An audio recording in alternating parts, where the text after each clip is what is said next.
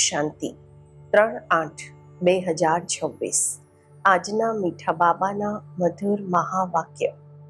મીઠા બાકો, તમે સાચા રાજ ઋષિ રાજયોગી છો. તમારે રાજાઈ માટે પવિત્ર જરૂર બનવાનું છે. પ્રશ્ન છે, કયું અટેન્શન રાજાઈના લાયક બનાવી દે છે? ઉત્તર છે, જો ભણવા પર પૂરેપૂરું અટેન્શન છે તો રાજાઈ મળી જાય છે. બાપ જે સંભળાવે છે એને સારી રીતે સાંભળીને ધારણ કરો. બાપે સંભળાવ્યું અને બાળકોએ સાંભળ્યું તો રાજાઈ મળી જશે. જો સાંભળતા સમયે બગાસા આવે છે કે ઝોકા ખાય છે, બુદ્ધિ ભટકે છે તો રાજાઈ ગુમાવી દેશે. એટલે ભણવા પર પૂરું અટેન્શન આપો. ગીત છે, હમે ઉન રાહો પર ચલના હૈ જહાં ગિરના और સંભલના હૈ. ઓમ શાંતિ. રૂહાની બાપ રૂહાની બાકો પ્રત્યે સમજાવી રહ્યા છે. આજે બાળકોને હઠયોગ અને રાજયોગ પર સમજાવે છે. બાળકોને ખબર છે તે જે પણ શીખવે છે બધા છે હઠયોગ, કારણ કે તે કર્મ સંન્યાસી છે. વાસ્તવમાં ગ્રહસ્થીઓને હઠયોગ કર્મ સંન્યાસ શીખવાનો નથી. તે તો છે જ નિવૃત્તિ માર્ગ. તે ધર્મ જ અલગ છે. તમારો ધર્મ દેવી દેવતા ધર્મ છે. જે દેવી દેવતાઓને રાજયોગથી જ રાજ્ય મેળવ્યું છે. અત્યારે તમે રાજ ઋષિ છો. ઋષિ એમને કહેવામાં આવે છે જે પવિત્ર રહે છે. તમે અત્યારે પવિત્ર છો. જો પવિત્ર ન રહે તો એને ઋષિ નહીં કહેવામાં આવે. તમે રાજાઈ મેળવવા માટે પવિત્ર બનો છો. તે કોઈ રાજાઈ મેળવવા માટે પવિત્ર નથી બનતા. તમે જાણો છો કે પવિત્ર દુનિયામાં અમને પવિત્ર રાજાઈ હતી. ભારતમાં જ 5000 વર્ષ પહેલા દેવી દેવતાઓનો પૂજ્ય પ્રવૃત્તિ માર્ગ હતો. અત્યારે પૂજારી પતિત બની ગયા છે. પતિત કેવી રીતે બન્યા? 84 જન્મોનો હિસાબ છે ને. બાપ જે સહજ રાજયોગ શીખવી રહ્યા છે એ તમને 84 જન્મોનો હિસાબ બતાવે છે. બીજા ધર્મને સંન્યાસ ધર્મ વાળા શું જાણે? આ છે દેવી દેવતાઓનો પ્રાચીન ધર્મ. તે છે પાછળવાળો ધર્મ. જે પાસ્ટ થઈ ગયા છે એમને સંન્યાસી સમજી ન શકે. તમે જાણો છો હઠયોગ અનેક પ્રકારના છે. દ્વાપરથી ભક્તિ માર્ગની સાથે હઠયોગ શરૂ થાય છે. અત્યારે પછી છે રાજયોગ. તે હઠયોગ જન્મ બાય જન્મ શીખતા આવ્યા છે. રાજયોગ તમે એક જન્મમાં જ શીખો છો. એમને જન્મ બાય જન્મ પુનર્જન્મ લઈને હઠયોગ શીખવાનો જ છે. તમને રાજયોગ શીખવાના માટે પુનર્જન્મ નથી લેવો પડતો. આ રાજયોગ તમે માત્ર સંગમ પર જ શીખો છો. રાજાઈ મળી ગઈ, સ્વર્ગ થઈ ગયું, પછી બીજા બધા ધર્મ ખતમ થઈ જાય છે. તમે રાજ ઋષિ છો. રાધા કૃષ્ણ પણ પવિત્ર છે ને. શ્રી કૃષ્ણને મહાત્મા પણ કહે છે. મહાત્મા પવિત્ર હોય છે. તમે પણ અત્યારે મહાત્મા કે રાજ ઋષિ છો. મહાત્મા એટલે કે પવિત્ર મહાન આત્મા. આ વાતો કોઈ શાસ્ત્રોમાં નથી.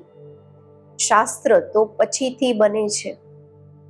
કહાનીઓની જેમ બેસીને લખે છે. જે પાસ્ટ થઈ જાય છે તે બેસીને ખેલ બનાવે છે. સાચું તો નથી ને.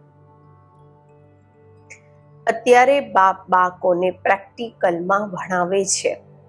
એમની પછી હિસ્ટ્રી બનાવેલી છે. યાદવ, કૌરવ, પાંડવ હતા, જરૂર સંગમ યુગ પર હશે. સંગમ યુગની હિસ્ટ્રી બેસીને બનાવેલી છે. તહેવાર પણ બધા સંગમ યુગના છે. રક્ષાબંધન પણ પવિત્રતા પર છે. પાછળ પછી એનું યાદગાર ચાલે છે. અહીંયા બાપ પણ બધાને પવિત્ર બનાવી પ્રતિજ્ઞા કરાવે છે. શીખ લોકો કડું પહેરે છે, એ પણ પવિત્રતાની નિશાની છે. હિન્દુ લોકો જનેવ પહેરે છે, જનોઈ પહેરે છે, એ પણ પવિત્રતાની નિશાની છે, પરંતુ પવિત્ર રહેતા નથી. રાખડી બંધાવે છે, અર્થ થોડી સમજે છે. આગળ તો બ્રાહ્મણ લોકો રાખડી બાંધતા હતા, અત્યારે બેન ભાઈને રાખડી બાંધે છે અને એને ખર્ચી આપે છે. આ બધી અત્યારે ફેશન પડી છે. વાસ્તવમાં આ છે પવિત્રતાની વાત. બાપ કહે છે બાળકો કામ મહાશત્રુ છે. તે બ્રાહ્મણ લોકો કોઈ એવું નથી સમજાવતા. અત્યારે બેહદના બાપ કહે છે બાળકો પ્રતિજ્ઞા કરો કે અમે પવિત્ર બનીશું, ક્યારેય વિકારમાં નહીં જઈશું. બોલાવે પણ એટલે છો કે આવીને પતિતોને પાવન બનાવો. સતયુગ ત્રેતામાં કોઈ નથી બોલાવતા. એ તો છે જ રામ રાજ્ય. આ છે રાવણ રાજ્ય. રામ રાજ્યમાં 5 વિકાર હોતા નથી. યથા રાજા રાણી તથા પ્રજા. અત્યારે તમે બાળકો જાણો છો અમે બાબાથી સ્વર્ગની બાદશાહી લઈ રહ્યા છીએ. આ નર્કથી જવાનું જરૂર છે. બાબા આવ્યા છે પાવન બનાવીને સ્વર્ગમાં લઈ જવા. પછી તો અમે કેમ નહીં પાવન બનીએ? એમનો છે હઠયોગ તો અનેક પ્રકારના છે. જયપુરના મ્યુઝિયમમાં જઈને જુઓ, કેટલી વેરાયટી છે હઠયોગીઓની. એમનાથી થતું તો કંઈ પણ નથી. સીડી નીચે ઉતરતા જ જાય છે. બાપે સમજાવ્યું છે ભારત જ્યારે પતિત બને છે, રાવણનું રાજ્ય થાય છે, તો ધરતી હલવા લાગે છે. સોનાના મહેલ વગેરે બધા નીચે ચાલી જાય છે. મહેલો વગેરેને કોઈ લૂંટે થોડી છે. એ તો માત્ર મંદિરોને લૂંટ્યા છે. થોડા ઘરેણાં, સોનું વગેરે લઈ ગયા છે. ઘરેણાંનો સૌથી વધારે શોખ તમને છે. તમે સ્વર્ગમાં આવતા જ ઘરેણાં પહેરો છો, આભૂષણો પહેરો છો, રાજ્ય કરો છો. બીજા ધર્મવાળા આવતા જ રાજ્ય નથી કરતા. તમે બેહદના બાપથી સ્વર્ગની બાદશાહીનો વારસો લો છો. તો આ બાપ બેસીને સમજાવે છે. ગીતા વાંચીને નથી સંભળાવતા. ગીતામાં જે કંઈ લખ્યું છે એ બધું મેં કહ્યું નથી. એ તો મનુષ્યોએ મારા મહાવાક્યોને પછીથી બેસીને શાસ્ત્ર બનાવ્યું છે. મેં તમને જે કંઈ સંભળાવ્યું એ તમે જ સાંભળ્યું અને પછી જઈને રાજાઈ કરી. ત્યાં આ જ્ઞાન નથી રહેતું. અહીંયા તો બાપ ટીચર બેસીને શિક્ષા આપે છે. બાપ તો હિન્દીમાં જ સમજાવે છે. અહીંયા બધા હિન્દી હિન્દી કહેતા રહે છે ને, જે એમની ભાષા છે. વાસ્તવમાં પ્રાચીન ભાષા હિન્દી જ છે, નહીં કે સંસ્કૃત. આ સંસ્કૃત તો શંકરાચાર્યના પછી નીકળી છે. જે આવે છે તે પોતાની ભાષા ચલાવે છે. બાકી એવું નથી કે બાબાએ ગીતા સંસ્કૃતમાં સંભળાવી છે. નહીં, ગુરુ નાનકનો પોતાનો ગ્રંથ છે. એમણે શીખ ધર્મ સ્થાપન કર્યો. એમને પણ અવતાર માને છે. એમાં રાજાઓ પણ હોય છે. શીખ ધર્મમાં સંન્યાસીઓમાં રાજાઈ નથી. બાબાએ સમજાવ્યું છે, બુદ્ધ, ક્રાઇસ્ટ વગેરે પહેલા ગ્રહસ્થી આત્મા હતા. અત્યારે ગ્રહસ્થી પતિત આત્મા તો ધર્મ સ્થાપન કરી ન શકે. એમનામાં પવિત્ર આત્મા આવી જેમણે ધર્મ સ્થાપન કર્યો. બીજા ધર્મ તો અલગ અલગ ઘણા છે. આવીને પોતાનો નાનો મઠ પંથ સ્થાપન કરે છે. ઝાડ પણ બતાવ્યું છે ને. તો હઠયોગ અને રાજયોગમાં ખૂબ ફર્ક છે. આ વાતો સમજવાની છે. જેમને સમજમાં નહીં આવતી હશે તે ઝોકા ખાશે, બગાસા આપતા રહેશે. અહીંયા તો તમને ખજાનો મળે છે. ખૂબ ભારે કમાઈ છે. તમે રત્નોથી જોડી ભરો છો. તો આ આંખો ખોલીને સાંભળવાનું હોય છે. ઝોકા ખાતા રહેશો કે બુદ્ધિ બહાર ભટકતી રહેશે તો તે રાજધાની મેળવી નહીં શકશે. તમે છો રાજઋષિ, રાજાઈ પ્રાપ્ત કરવા વાળા. બાપ રાજધાની સ્થાપન કરે છે. શ્રી કૃષ્ણ નથી કરતા. શ્રી કૃષ્ણ તો બાપનો વારસો લે છે. અત્યારે તમારા બાપ છે નિરાકાર, જેનાથી વારસો લઈ રહ્યા છો વિશ્વની બાદશાહીનો. કેટલા તમે સાહુકાર બનો છો. અહીંયા એક જ બાપ આવીને રાજયોગ શીખવે છે. એ પણ હરો ફરો, ખાઓ પીવો, માત્ર બાપને યાદ કરો. સાહુકાર જરૂર સારી રીતે ખાશે. તે તો પોતાની કમાઈનું ફળ ખાય છે. માલપુડા ખાઓ કે રોટલી ખાઓ, યાદ કરો બાપને. ભલે કંઈ પણ ખાઓ. પૈસા ત્યારે કોના માટે છે? બાબા કોઈ મનાઈ નથી કરતા. માત્ર બાબા સાથે યોગ લગાવવાનો છે. આ રાજાઈ સ્થાપન કરવામાં ખર્ચો નથી. તે લડાઈ વગેરેમાં કેટલો ખર્ચો થાય છે. એરોપ્લેન ઉપર કેટલો ખર્ચો થાય છે. પડે છે તો એકદમ ખતમ થઈ જાય છે. કેટલું નુકસાન થઈ જાય છે. તો બાપ કહે છે, ચાલતા ફરતા બાપને યાદ કરો. સ્વદર્શન ચક્ર ફેરવતા રહો. અમે 84 જન્મ પૂરા કર્યા છે. હવે ચાલો વતનની તરફ. ઘરે જઈને પછી આવીશું, રાજાઈ કરીશું. તમે એક્ટર્સ છો ને. તે બાયોસ્કોપ તો, તે પિક્ચર તો 2-2.5 કલાક ચાલે છે. આ બેહદનું નાટક 5000 વર્ષ ચાલે છે. આને મનુષ્ય જ જાણી શકશે. આ દુનિયા છે કાંટાઓનું જંગલ. મોટામાં મોટો કાંટો છે વિકારનો, જે આદિ મધ્ય અંત દુઃખ આપે છે. બીજા નંબરનો કાંટો છે ક્રોધ. એની નિશાની આ મહાભારત લડાઈ જુઓ. કોઈ વાતમાં ગુસ્સો આવ્યો તો ઝટ બોમ્બ્સ શરૂ કરી દેશે.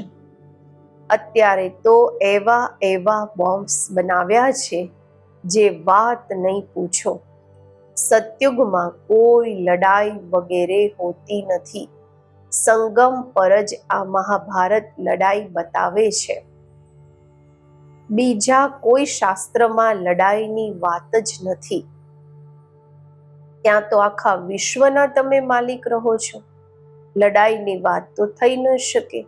શાસ્ત્રોમાં અસુરો અને દેવતાઓની લડાઈ બતાવે છે, પરંતુ દેવતાઓ અહિંસક છે. તમે યોગ બળથી વિશ્વના માલિક બનો છો.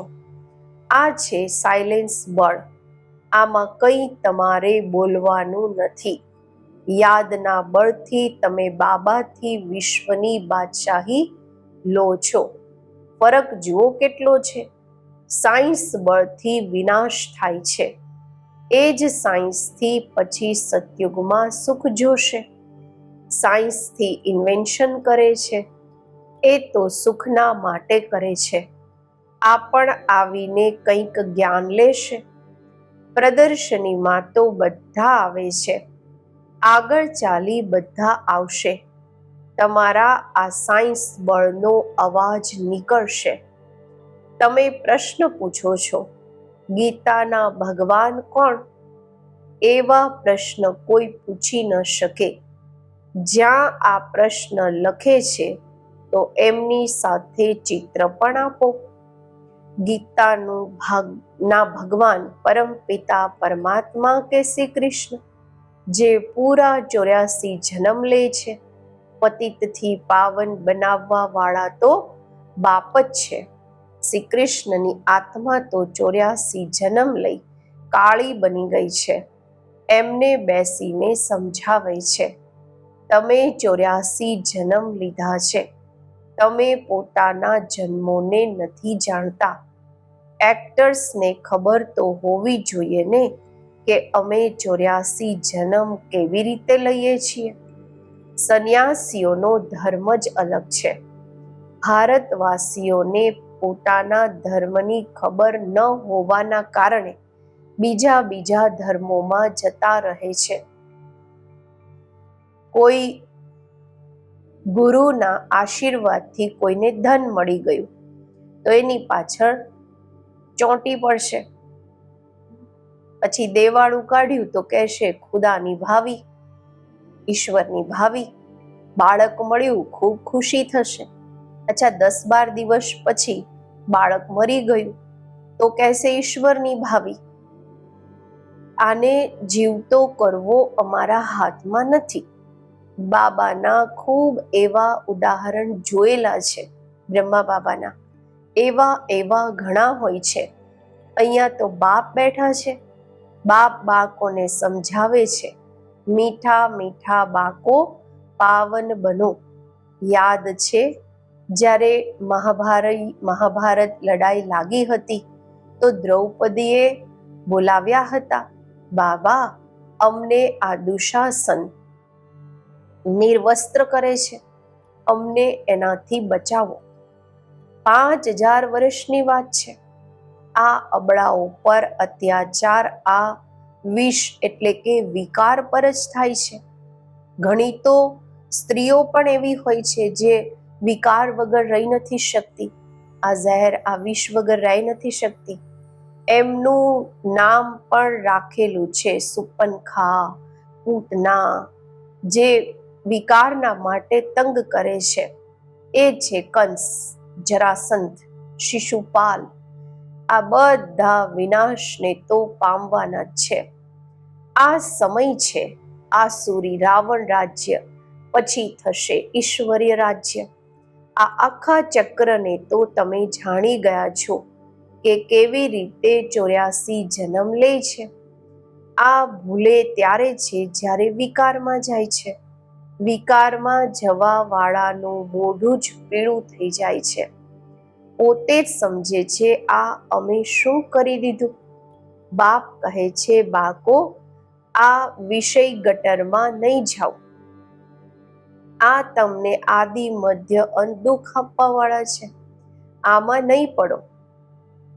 કસમ ઉઠાવો, સોગંદ લો કે અમે વિકારમાં ક્યારેય નહીં જઈશું. ભગવાનનું વાત છે, કામ મહાશત્રુ છે. દરેક ચિત્રમાં પહેલા તો આ લખો કે અમે વિકારમાં ક્યારેય નહીં જઈશું. ભગવાનનું વાત છે, કામ મહાશત્રુ છે. દરેક ચિત્રમાં પહેલા તો આ લખો. જ્ઞાન સાગર પતિ પાવન ગીતા જ્ઞાન દાતા શિવ ભગવાનનું વાચ. તો પછી શ્રી કૃષ્ણનું નામ ઉડી જશે. અમને ગીતાના ભગવાન બેસીને આ બતાવે છે. એ જ જ્ઞાન અમે લઈએ છીએ.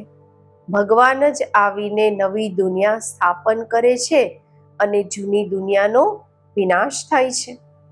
આ રુદ્ર જ્ઞાન યજ્ઞ છે ને, અસલ છે શિવ બાબા. રુદ્ર બાબા નહીં કહીશું. બોમ્બેમાં બબુલનાથનું પણ મંદિર છે. હવે બબુલ કહેવામાં આવે છે કાંટાઓને. બાબુરીનાથ નામ કેમ રાખ્યું છે આ કોઈ સમજતા નથી. ચિત્ર તો શિવનું જ છે, બાકી તો અનેક નામ રાખી દીધા છે. શિવ બાબા જ આવીને કાંટાઓના જંગલને ફૂલોનો બગીચો બનાવે છે. એ જ તમારા બાબા છે. એમનું નામ છે શિવ.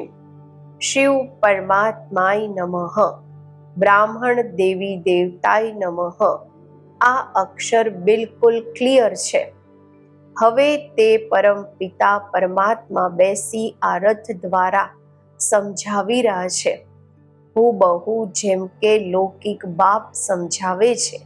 બાળકો, અમારા કુળને કલંક નહીં લગાવતા, કોઈ ખરાબ કામ નહીં કરતા. આ બાબા પણ કહે છે, બાળકો, વિકારમાં તો ક્યારેય નહીં જતા. પવિત્ર બન્યા વગર સ્વર્ગમાં ઊંચું પદ પામી નહીં શકશો. ખૂબ જબરદસ્ત કમાઈ તમે કરી રહ્યા છો, બાકી બધું ગુમાવી રહ્યા છો. બાકી બધા ગુમાવી રહ્યા છે અને તમે કમાઈ કરી રહ્યા છો. ભલે કોઈની પાસે પદમ છે, મોટા મોટા મહેલ બનાવી રહ્યા છે, લાખો રૂપિયા ખર્ચ કરે છે.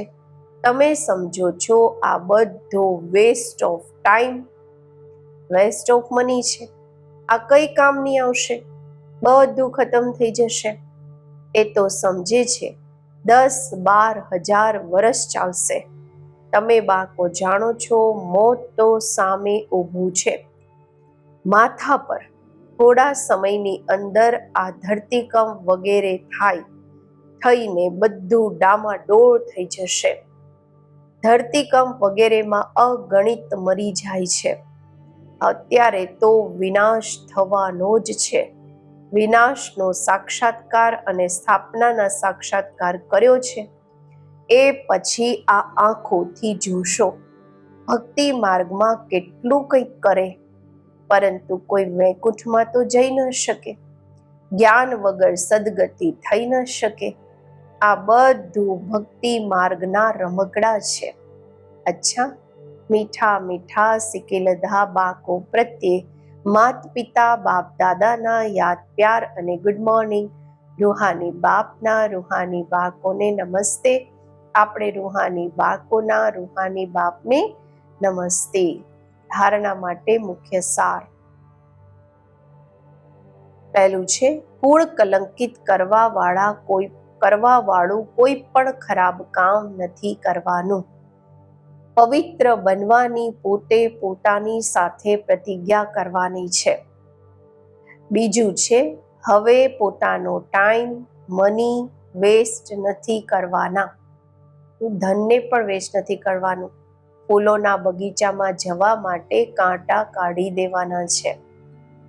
વરદાન છે, અલૌકિક ખેલ અને ખિલોના, આ અલૌકિક રમત અને રમકડાથી રમતા સદા શક્તિશાળી બનવા વાળા અચલ અડોળ ભવ. અલૌકિક જીવનમાં માયાના વિઘ્ન આવવા પણ એક ખેલ છે, એક રમત છે. જેમ શારીરિક શક્તિના માટે ખેલ કરાવવામાં આવે છે, ફિઝિકલી સ્ટ્રોંગ બનવા માટે, શરીરને મજબૂત રાખવા માટે અલગ અલગ રમત રમાડવામાં આવે છે. એવી રીતે અલૌકિક યુગમાં પરિસ્થિતિઓને રમકડા સમજીને આ અલૌકિક રમત રમો. આનાથી ડરો કે ગભરાવ નહીં. સર્વ સંકલ્પો સહિત સ્વયંને બાપ દાદા પર બલિહાર કરી દો, તો માયા ક્યારેય વાર નથી કરી શકતી. રોજ અમૃત વેલા સાક્ષી બની સ્વયંનું સર્વશક્તિઓથી શ્રૃંગાર કરો, તો અચળ અડોળ રહેશો.